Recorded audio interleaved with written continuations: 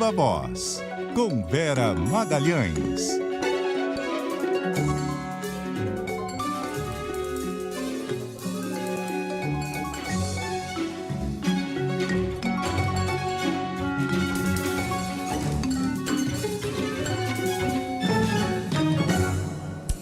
E aí, Vera?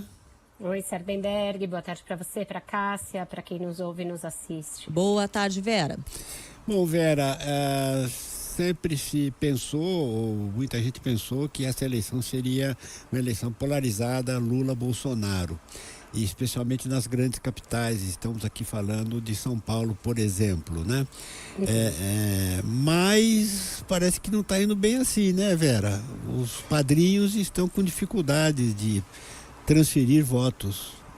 É engraçado, né, Sardenberg? Porque passados aí quase 2 anos da eleição presidencial, que foi muito acirrada entre Lula e Bolsonaro, e dois, né, políticos com esse carisma e essa força pessoal, personalista que eles têm, se imaginava que agora seria um tirateima daquela disputa que foi tão apertada.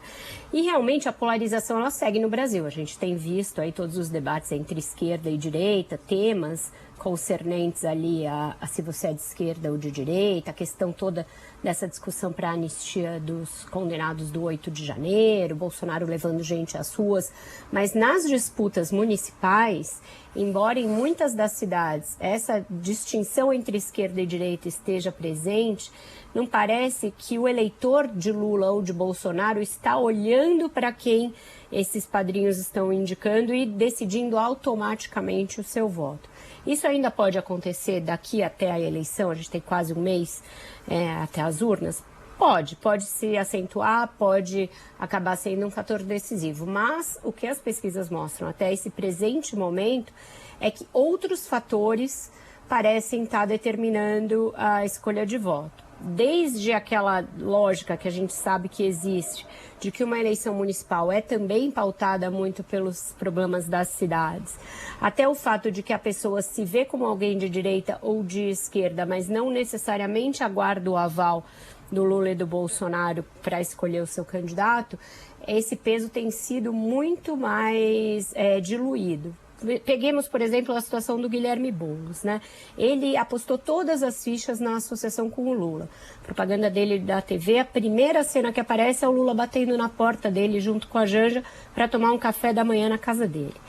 E tudo é construído em cima disso. Palanque com o Lula, o Lula na TV pedindo voto para ele. E até agora, o que se vê é que o eleitor do Lula não necessariamente vê no Boulos esse candidato, melhor candidato para ele. Os votos de quem foi Lula em 2022 na cidade de São Paulo também pulverizados, cerca de 45% indo para o Boulos e o resto pulverizado a partir de circunstâncias muito específicas.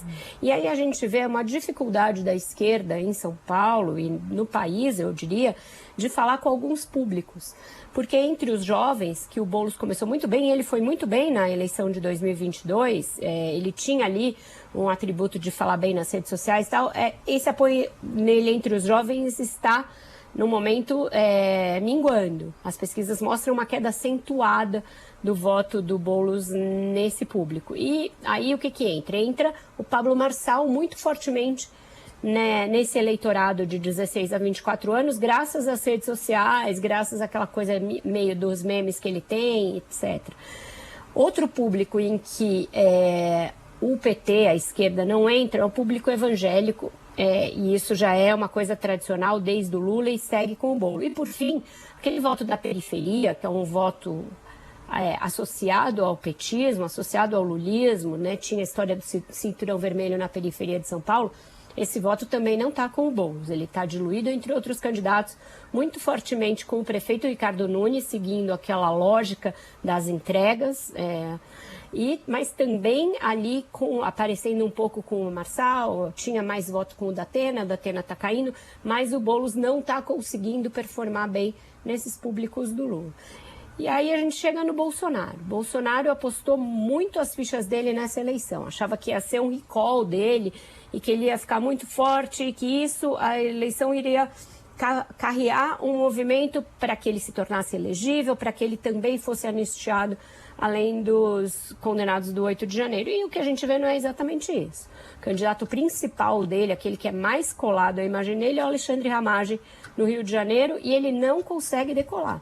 Os votos bolsonaristas estão muito com o prefeito Eduardo Paes, que se apresentou como um raro caso de candidato de centro, né? Ele tem o apoio do Lula, mas também não usa isso como um grande troféu, deixa o Lula lá discretamente na campanha dele, mas tem muito voto do bolsonarismo, num sinal de que, nesse caso, a administração da cidade falou mais alto que a ideologia.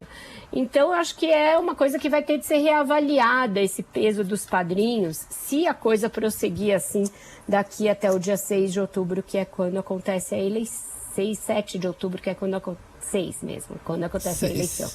6 de outubro.